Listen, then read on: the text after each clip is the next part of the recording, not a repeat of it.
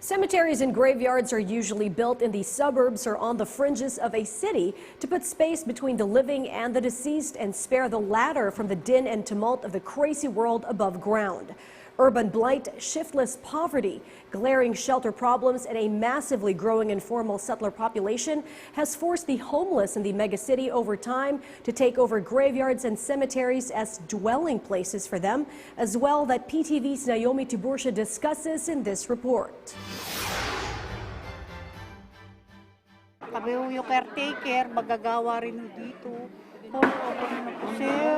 It's too late for these residents settling inside the Manila North Cemetery to make their own amends. Since morning, the Manila Department of Engineering and Public Works has been demolishing around 30 illegally constructed houses in the cemetery. Some residents have been residing there as early as the 70s. Teresita's house, which sits at the boundary of Caloocan and Manila, was cut in half after the demolition.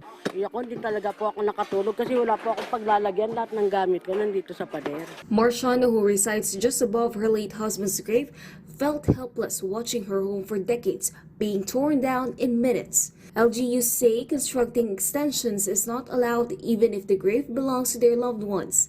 But Marciano says, Pero sana kung kami, bigyan naman kami ng mga relocation sa labas. Kung paalisin kami rito, paig naman kami. The Department of Engineering said residents were advised of the demolition as early as September to prepare for the fast-approaching All Souls Day. Nakita niyo naman yung naglilinis kami dito, nag-aasfalto. So yung mga illegal structures talagang tinatanggal namin. Kasi bawal naman talaga yon.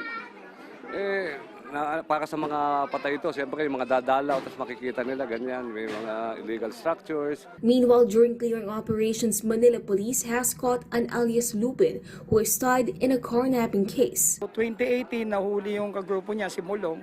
Siya naman si alias Luping, na kung saan ito nga ay nagiging pugad din ng mga wanted person at yung mga nagtatago sa batas. The police are making sure the cemetery is free from law offenders hiding inside the area to ensure a peaceful observance of the All Souls Day.